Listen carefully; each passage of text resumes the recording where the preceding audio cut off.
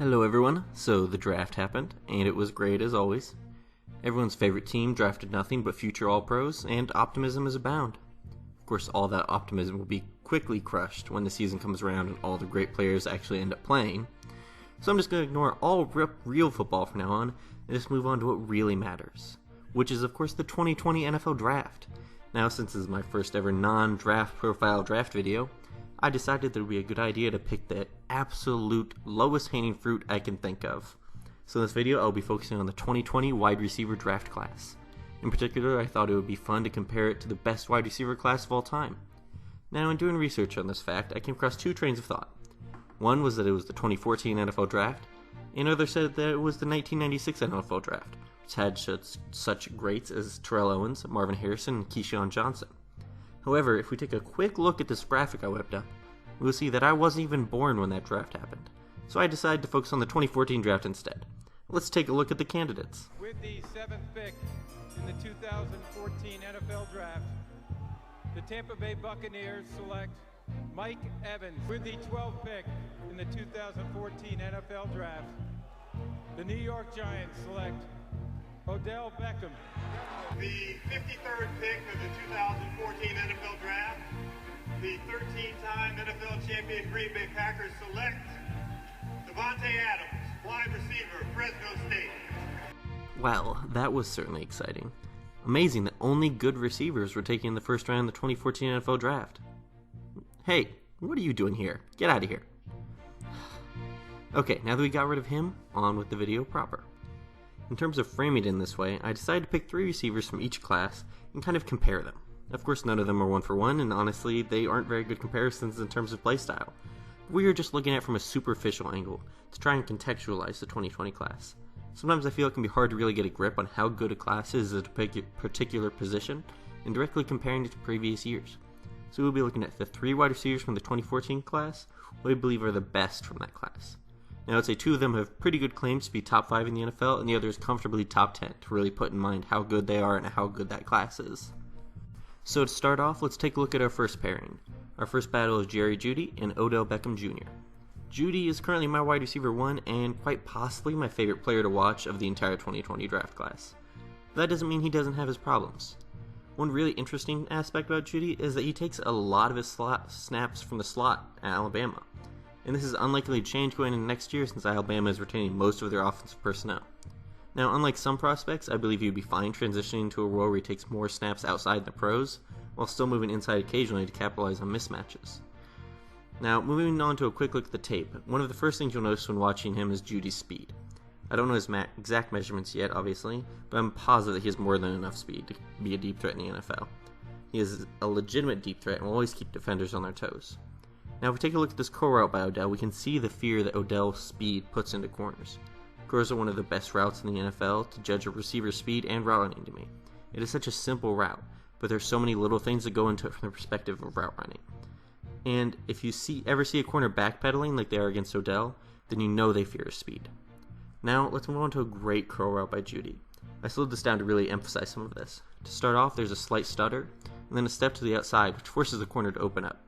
Then he's running at full speed, and the corner stutters due to Tua staring down Judy, and then he opens back up.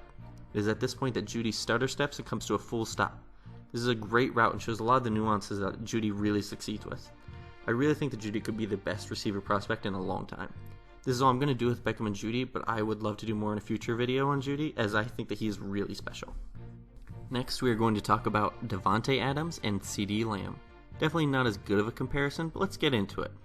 So what's really fun about CeeDee Lamb is the fact that he is such a great athlete, but unlike his former teammate and first-round pick Marquise Brown, he is a great hands catcher and is very strong at the catch point. Despite not being a particularly big player, Lamb is very competitive in the air. He just seems to have a very good natural feel for it, which is something that you don't see a lot in the NFL.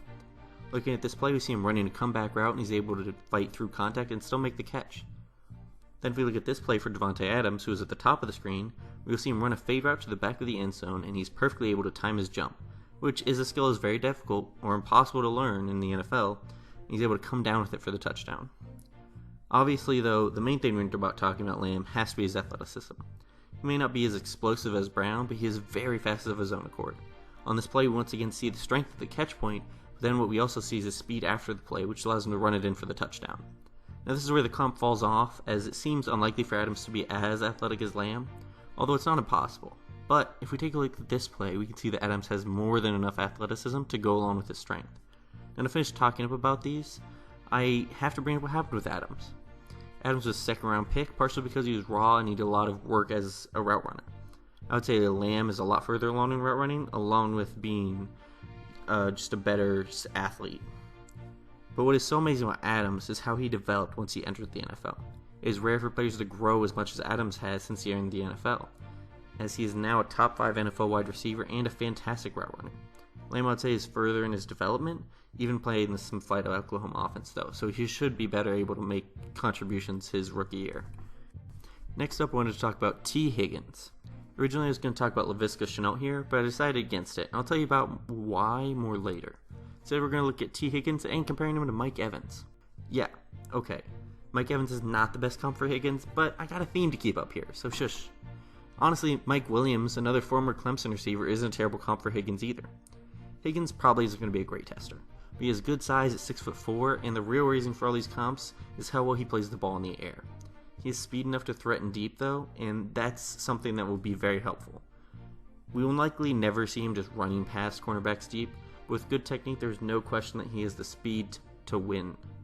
Look at this play, which I would love to have Small 22 on to see exactly how he wins, but he is able to run the post and generate enough separation and keep it to give a perfect window for Trevor Lawrence to lay the ball up and get the easy touchdown. Mike Evans is much the same way. Look at this play, he's able to use technique to trick the cornerback and get a little leverage on him to generate separation, and then he's able to maintain it downfield until the ball gets to him. Now to talk about their potential trump card, both of them. On this play, Lawrence trusts Higgins to go up and get the ball, and that's just what he does, fully extending over the cornerback and making the catch. Now looking at a slightly similar play for Evans, he's able to just put the cornerback in an ideal position and then make the catch. Overall, Higgins is a great player, who I would really love to see work on the polish in his game across the board. He has a lot of traits that could make him a first-round player, but seeing improved route running nuance and working on his hand usage against cornerback down the sideline could easily push him very high in the next draft. Okay guys, so we're through the theme part of the video, so now it's time to talk about Shenault. Shenault is weird, guys. Also, I don't know if I'm saying his name right. But I understand why people love him. But he's just a very weird player. I don't have a final opinion on him yet, obviously, but I don't know if he's going to end up a first-round receiver for me. When I watch him, I end up asking myself a lot, what does this player do that no other player can do? I don't think he has particularly good athleticism, and he doesn't play particularly big that I saw. He also definitely still needs to work on his overall polish. I do think that he shows a lot of potential and has great flashes, and he could be faster than I got a feel for from watching tape. I'm definitely going to spend a lot more time watching him, so you're just seething that I don't have some top prospect right now. Just wait and let me get some final thoughts over the summer. Then you can get mad when I crap on him then. Now, let's talk about his positives and look at a couple of those plays. In this first play, it's a flea flicker, and the ball is thrown to Shenault, and he does a great job coming back to the ball, attacking it in the air, and boxing out the corner. On this next play, we see him in the slot, take the outside, and keep a lane open for the quarterback to lay the ball up, and shows some good ball tracking skills and focus to be able to haul it in. Also, just one last note, Shenault is a weird body type, almost more like a running back, but he shows some really good flashes, and I'm honestly excited to watch him more over the summer. Now, there is no way I could have talked about every receiver with first-round potential, so I'm going to end the video by saying them all in one sentence to sum them up. Henry Ruggs, Gerry Judy's teammate, who is a monster athletically and could go higher than him based on his potential. KJ Hill, an athletic playmaker with strong hands who could put up huge numbers for Ohio State, with 3 wide receivers leaving for the NFL. Tyler Johnson, a big athletic playmaker who is the cog that makes the Maryland offense go. Tylan Wallace, an electrifying speedster who will continue to put up numbers in the Oklahoma State offense. And many more, including Kendrick Rogers, Jalen Reagor, and there's so many more that could end up becoming first-round picks. That shows the real talent in this class. So, to answer the question, is this the best wide receiver class ever? Well, obviously that's still impossible to know. I'm going to check it out and answer that. There's still a lot of players I haven't gotten to yet. A lot of players no one is talking about yet. Players that are going to improve from this year to next.